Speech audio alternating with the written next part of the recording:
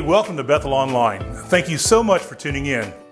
If you're watching us today, it's by no accident. We believe that God has something just for you. Here at Bethel, we believe that when real people like you and me, encounter the real Jesus, real change happens.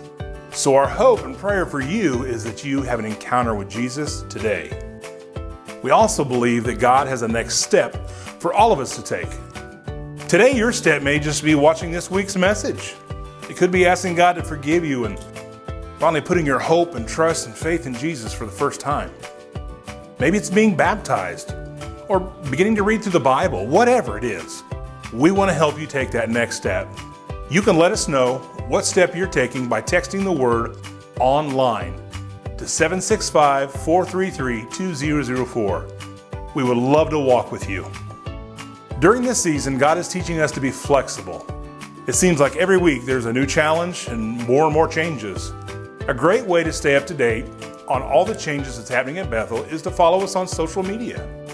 It's also a great way to listen to current and past Sunday morning messages. Like us on Facebook, subscribe to our YouTube channel, and follow us on Instagram. You can find us on all these platforms by searching Bethel Putco. Well, thanks again for tuning in online today. We want you to know that you are wanted, you are welcomed here, and that you are loved. I hope you have a great day. God bless.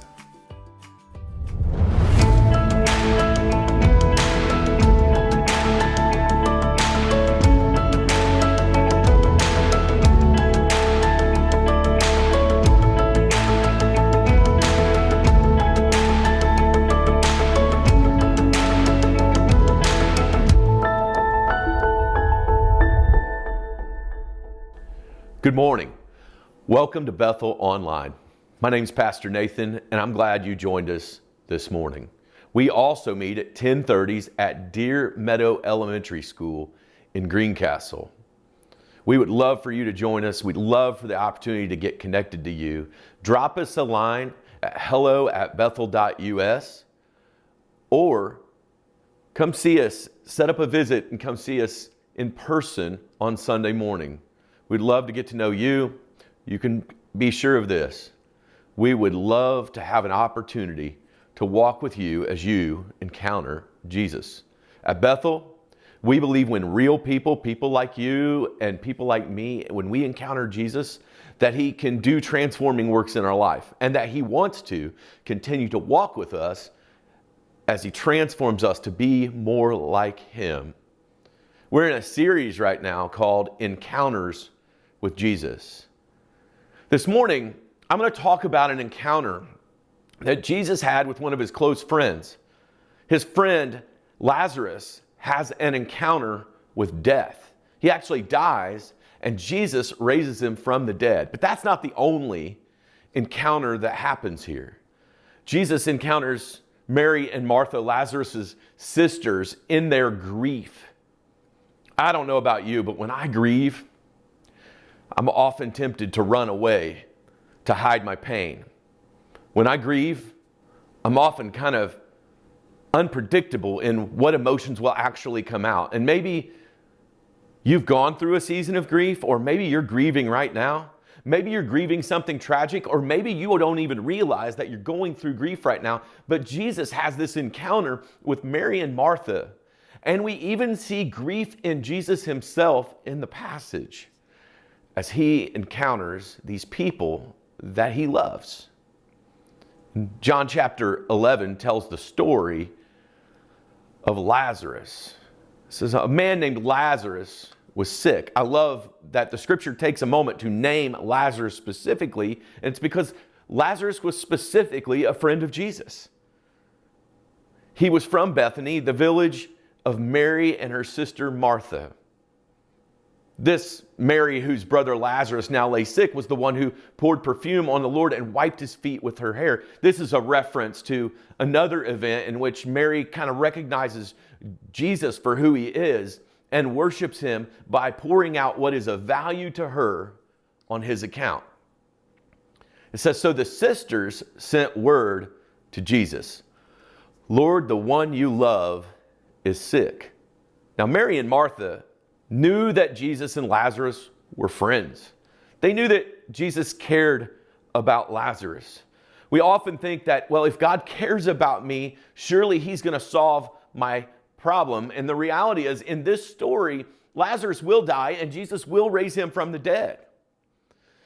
But the story is not so much just about Jesus showing his power over death in Lazarus' life. It's about Jesus proclaiming that he is the answer to the problem of death that we all will face. So the sisters sent word to Jesus, Lord, the one you love is sick. Because by all means, wouldn't Jesus care about his friend Lazarus? Wouldn't he care about the fact that Mary and Martha were concerned about their brother? Because when we love people, we are concerned about what they are concerned about. When he heard this, Jesus said, "This sickness will not end in death. No, it is for God's glory, so that God's Son may be glorified through it." Now, if you've ever gone through a hard time, and someone walked up to you in the middle of your grief and said, "It'll all work out." I don't know what your emotional response is, but I would often feel that people are trying, when they say these kind of things, they're often trying to make themselves comfortable in the midst of my pain.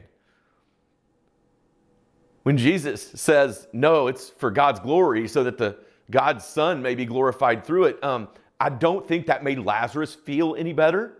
I'm not sure that his sisters worried less. I mean, maybe they're like, oh, now we think we know what Jesus is going to do.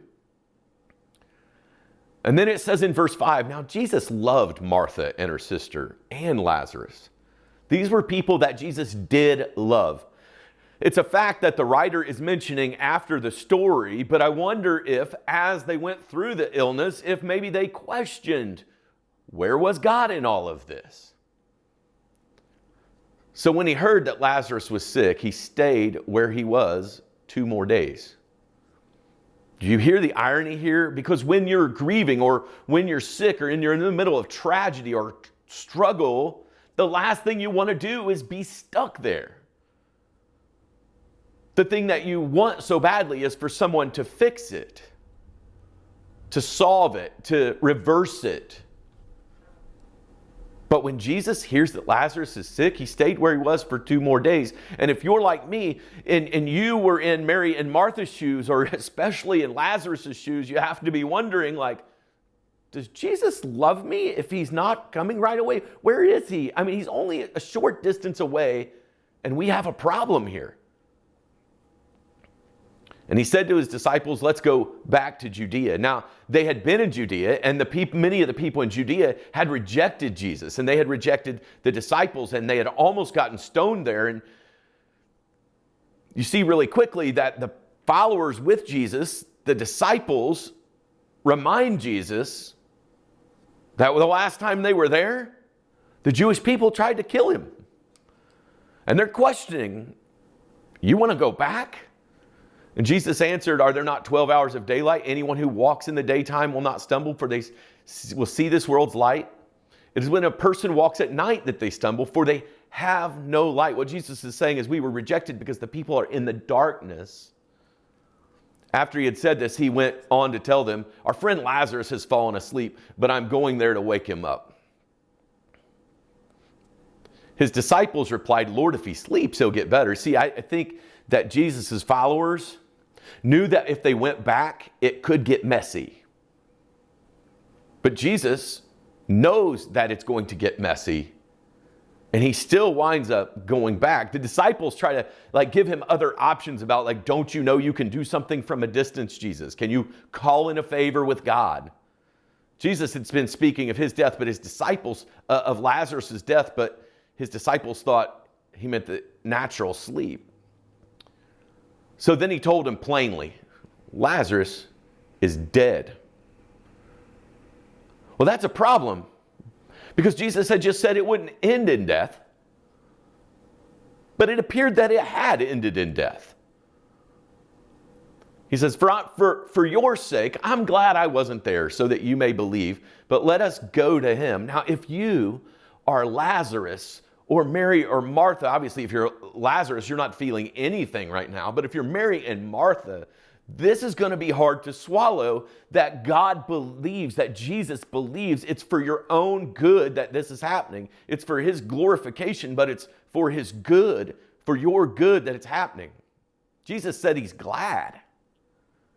I don't know about you, but when I'm in pain, you better not laugh at it. I don't handle that well. He said, for your sake, I'm glad I was not there so you may believe, but let us go to him. Who was going to believe because of this? The disciples who had seen miracles before, the disciples who had experienced rejection in the past. This was going to be an event where they began to actually believe in the power that Jesus had brought with him to ultimately die on the cross and raise from the dead. Jesus was going to show them the power of resurrection that was in him. So they go, and Thomas, one of Jesus' disciples, says to the rest of the disciples, let us all go that we may die with him. Everybody has that friend, right? That friend who, rather than saying the thing to cheer you up or being a positive thinker, like Thomas, who's walking closely with Jesus, he just can't muster anything positive. He's like, yeah, now we get to go die there. Let us go too. You know, you want to go back and you want to go back to this place and you want us to go back and it's not going to end well. It already hasn't ended well. Like, what good's going to come from this? Have you ever been in a situation and looked at a situation and said, I just don't see how anything good can come from this? I don't think that makes you bad. I think it makes you human. I often wonder if the reason that Jesus included Thomas as one of his disciples was because Thomas often reflected the doubt that you and I feel when things don't go our way.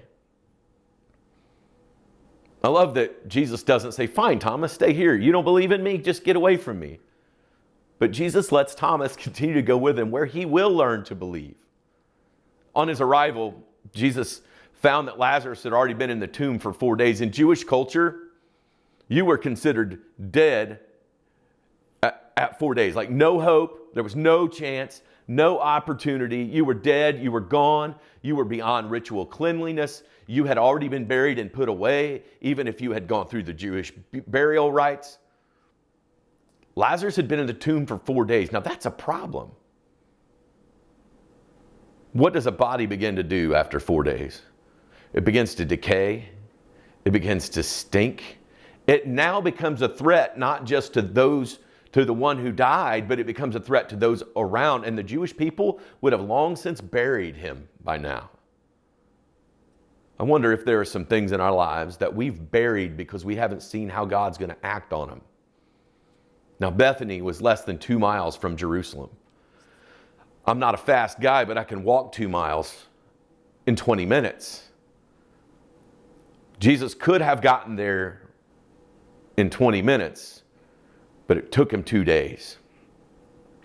And the body was good and decayed, and the situation very hopeless. Many Jews had come to Mary and Martha to comfort them at the loss of their brother. When Martha heard that Jesus was coming, she went out to meet him, but Mary stayed at home. Martha had a reputation for being a worker, a go-getter, the get-it-done girl.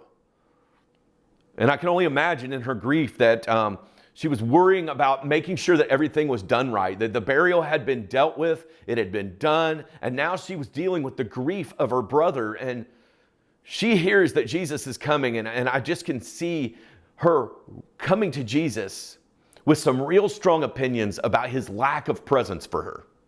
I mean, Jesus, if you love us, why weren't you there? Jesus, how did you let this happen? Jesus, we know you were only a couple miles away. Why did it take you so long? She went out to meet him, but Mary stayed home. We all deal with grief differently. I think Martha had made up her mind that she had some things to say to Jesus, some things to tell Jesus about this situation. So she runs out to meet him, and Martha stayed at home. And I don't know why Martha stayed at home. Martha had a relationship with Jesus. She knew Jesus. She had experienced his love. These ladies believed that Jesus was the Messiah, but their current circumstances had them in a place of grief. Mary stayed home. Some people run to a crowd when they're grieving. Some people try to speak frantically. Some people just don't speak at all.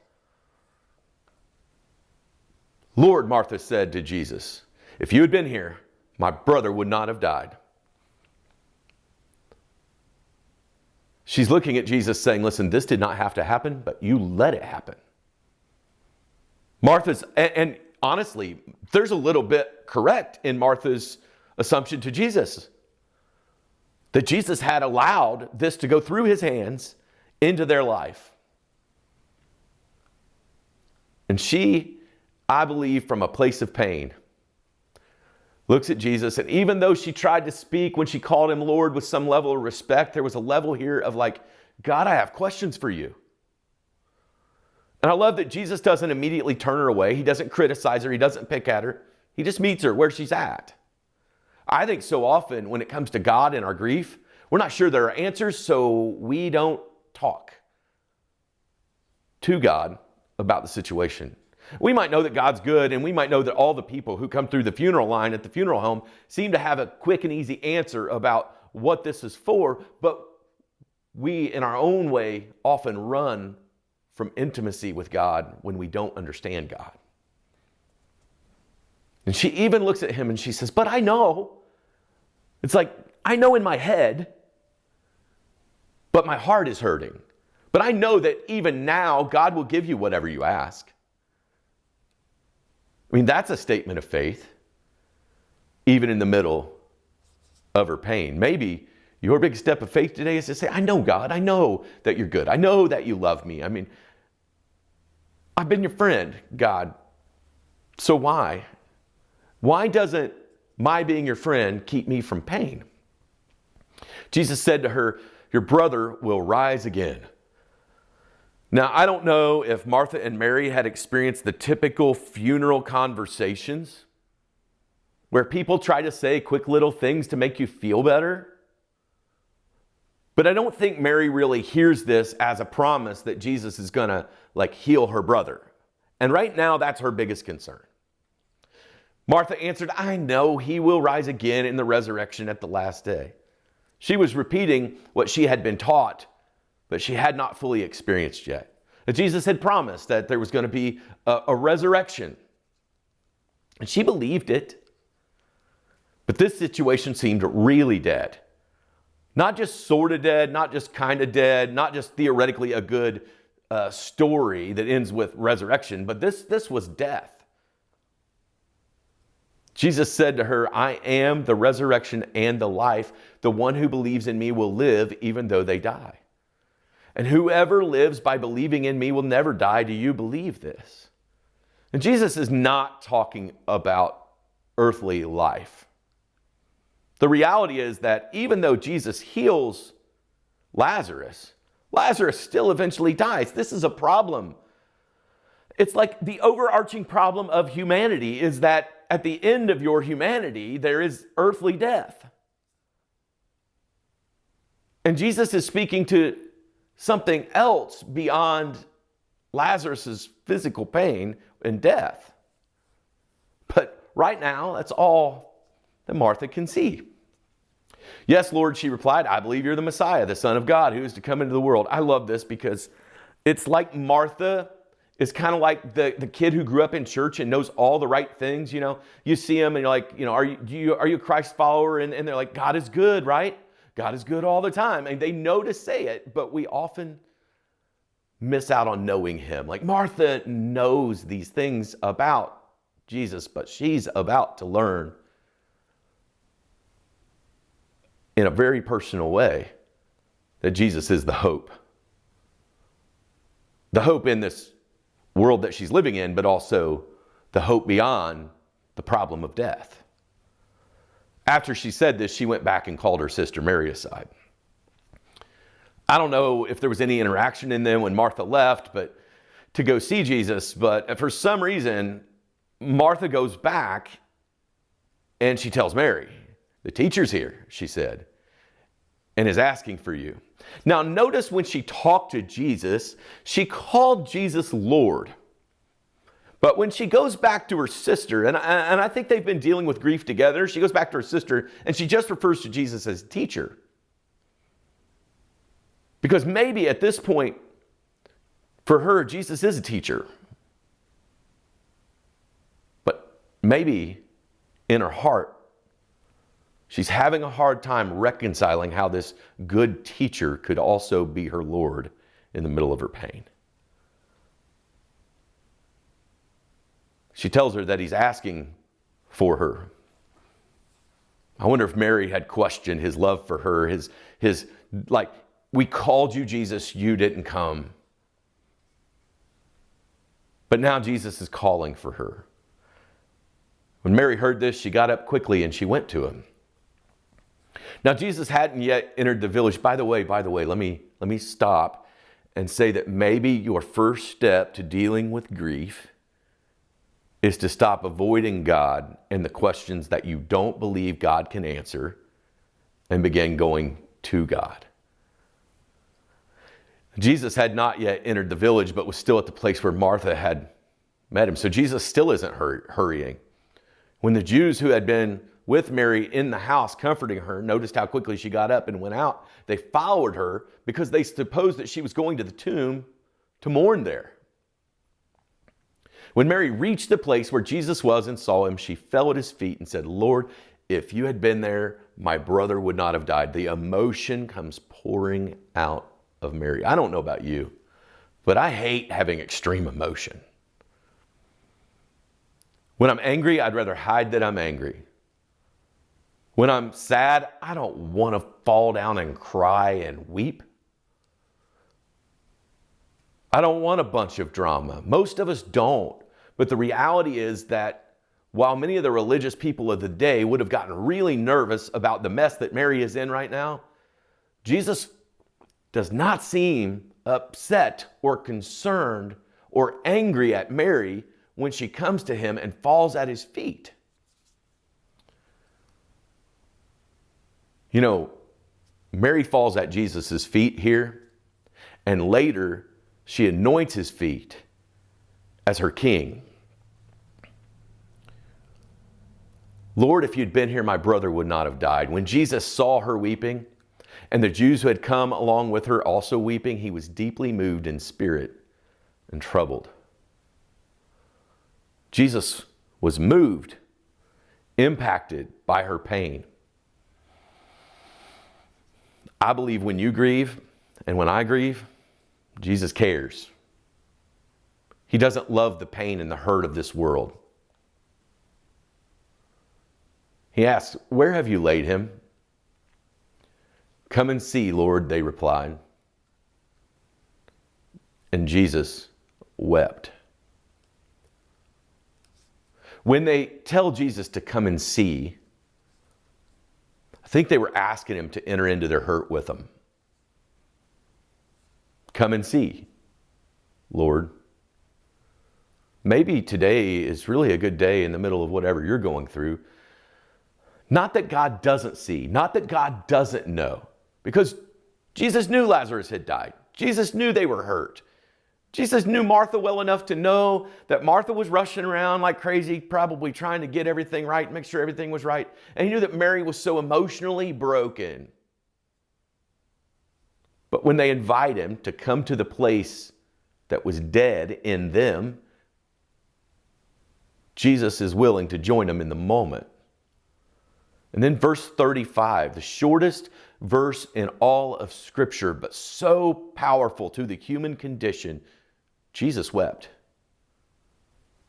Jesus, trained to be a rabbi who showed very little emotion, trained in a way to be proper and appropriate, Jesus is with these two women and a crowd in a moment, and he weeps with them. Because Jesus is more than something to know about, he's someone to walk with. And he wept. Do you think Jesus wept because he didn't know that he was going to raise? I mean, he knew he was going to raise Lazarus from the dead. So I don't think he was crying about that. I think he saw the pain of all the people around. Mary and Martha and the crowd of Jewish people who had taken something that God had given them in the law and made it almost painful. Who, while he came to die for them, to walk with them and to die on the cross for them and to be raised from the dead for them, they still were so burdened by the world that they were living in that was broken. Jesus wept, and I think he wept for them. And I think he wept for you in your moment of pain. Because Jesus knows that there's more than what this world offers. Then the Jews said, see how he loved him? The Jews thought his emotion was about his love for them, and it certainly was. He loved Lazarus. He loved Mary and Martha, but it was about more than that. Because Jesus could fix this in a minute. But some of them said, could not he who opened the eyes of the blind man have kept this man from dying? The people were questioning, okay, so Jesus has done some miracles. By the way, Jesus wasn't the only figure in his days who was known for doing miracles, who miracle stories were told about. And for many of the people, they wanted to be around him because of the miracles, not because of what the miracles pointed to. Couldn't Jesus have done something? Jesus, once more deeply moved, came to the tomb. It was a cave with a stone laid across the entrance. You'll find later that there's a tomb and a stone in Jesus' story. And a tomb that couldn't hold him. Because Jesus was going to die on the cross and raise from the dead to show his power over death. But here in this moment, he's going to show them the power over earthly death, and then he's going to eventually be the one who defeats spiritual death. And he saw the spiritual illness that was in Mary and Martha because of the pain they had gone through, and he saw the spiritual illness in the people because of how they had been misused and abused by religious teachers, and he was moved. And maybe he was moved because he saw that his own pain would follow. Jesus instructs him, take away the stone. Now, can we all just stop for a minute? There are moments in the Bible where we just read it. But like if you're there in a dry, arid climate, and you know what happens to dead bodies in your entire life, people have told you, leave alone what is dead. And this teacher, who didn't appear to show up when you needed him, says, take away the stone. There were religious laws against entering into graves at this point. He said, but Lord, Martha said, the sister of the dead man, by this time there's a bad odor, for he has been there 4 days. One translation says there's a stench. Boy, isn't it true that sometimes what's dead inside of us can really begin to stink and begin to eke into every area of our lives? That area of sin that's causing us pain, that hurt from a past event in our life, the trauma we can't let go of, and we're like, no, it stinks too bad to mess with that. Leave that alone. I'll do all the talking good about God, but just leave that thing alone because it's dead. By this time, there's a bad odor. He's been in there for 4 days. And Jesus said, did I not tell you, if you believe, you will see the glory of God? So they took away the stone. Then Jesus looked up and said, Father, I thank you that you have heard me. I knew that you always hear me, but I said this for the benefit of the people standing here, that they may believe that you sent me. Jesus is intervening on behalf of the people who are blinded by their grief. Jesus didn't have to talk to God in this moment. He's talking to God in this moment so that the people will see that they can talk to God in their moment. That God hears them. Even showing that He heard when they called. Jesus said, I know that you always hear me, but I said this for the benefit of the people standing here so that they may believe that you sent me, so they may know that I'm more than a guy who can do a miracle, that I'm more than a guy who can talk to people, and I'm more than a guy who can come and teach, that I'm actually the solution to what is dead in them. When he had said this, Jesus called out in a loud voice, "Lazarus, come out." I just got to say that if you're in the crowd right now, there are a couple things you might think. Are we sure? Do we want him out of there? I mean, he's probably a mess by now. There's probably been a big mess made in that tomb. The embalming oils and all of this could be a problem. Notice that Jesus calls Lazarus by name. I think he called Lazarus by name because if he hadn't, everyone would have risen. And he was going to act in a few days in a way that was going to give opportunity for all to be resurrected from the dead forever in his resurrection. But Jesus calls Lazarus by name to come out. The dead man came out, his hands and feet wrapped with strips of linen and cloth around his face. We can't stop. We have to stop in this point and recognize the fact that no one expected what was dead to be alive. Not Mary, not Martha, certainly not Lazarus, and certainly not the Jewish people. They thought what they knew was the best that there was to offer. But they were learning to know Jesus, to know about his power over death. So he comes out and he's wrapped up in all of the appropriate garments. But the reality was, for years, the Jewish people had prepared these bodies for burial, knowing that, even though they prepared them as perfectly as possible, and even though they went through all of these rites to make them pure, that they still were dead inside. And Jesus says, take off the grave clothes and let him go. Man, I love this because so many people learn about God. They learn about Jesus. They learn all the right philosophical, theological things to say, but we never help them take the grave clothes off. That a part of the process is we meet Jesus, we encounter Jesus, he offers us healing.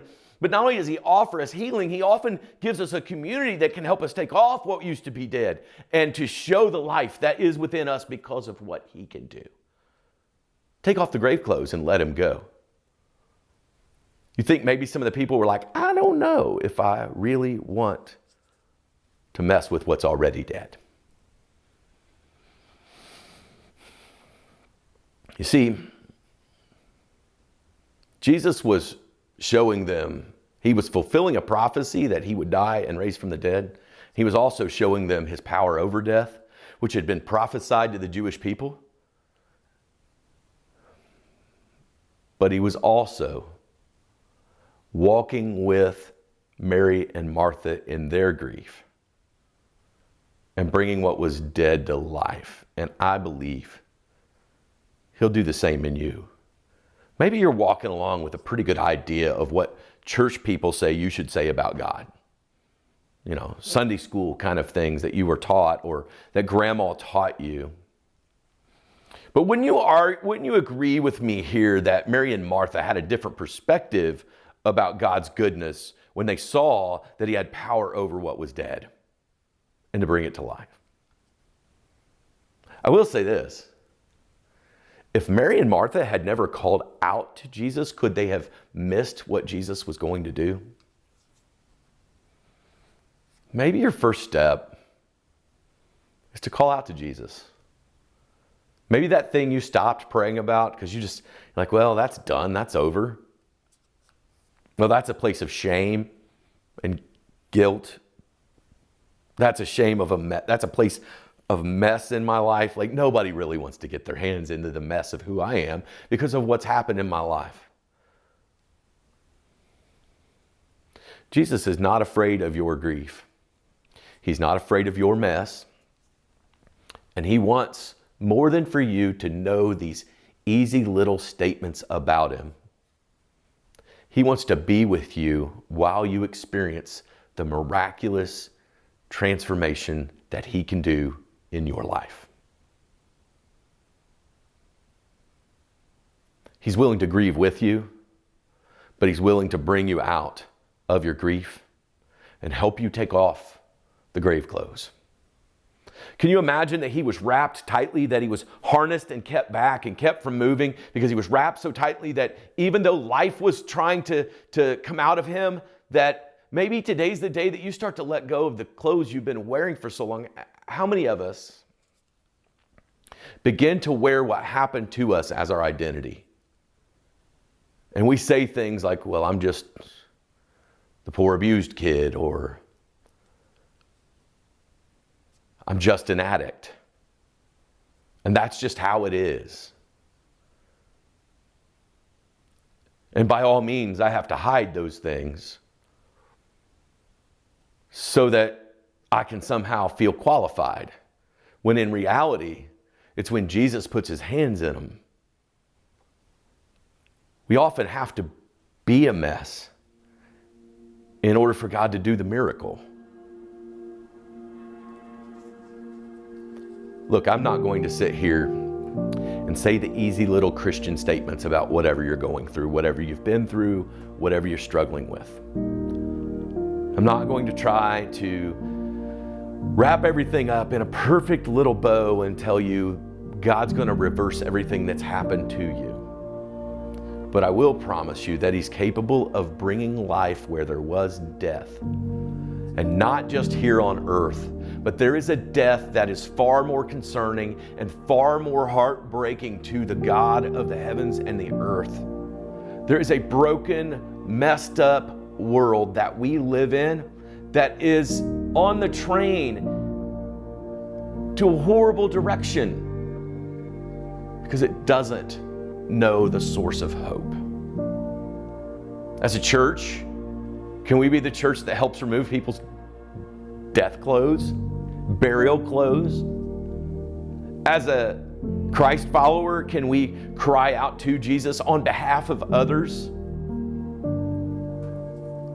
Can we be unafraid to get elbows deep in the mess when people are pushing away, or when people are freaking out, when people are emotionally despondent, when people are grieving? Can we be the people like Jesus who bring life into dead situations? And we can, because God has given us the same power that resurrected him from the dead. He's given to us. I love you, Bethel. Have a great week. Hey, thanks so much for watching. Are you ready to take your next step? We would love to hear from you. You can send an email to hello@bethel.us. You can send us a message on Facebook, or you can let us know in the Bethel app. And speaking of the Bethel app, take a moment, if you haven't already, to go to your app store and search Bethel Putco to download our app. There's all kinds of great resources in the app. You can listen to messages, you can view the messages from Sunday morning, and you can also fill out a digital Connect card. You can do that today and each week to let us know that you're tuning in. You can also find some great information about our Bethel Kids Ministry and our Be the One student ministries. Also in the app, you can give. It's one of 3 ways you can give: with online giving at bethel.us/give, in our app, Bethel Putco, or through text. Hey, thanks again for joining us. We hope you have a great day and know that you are loved.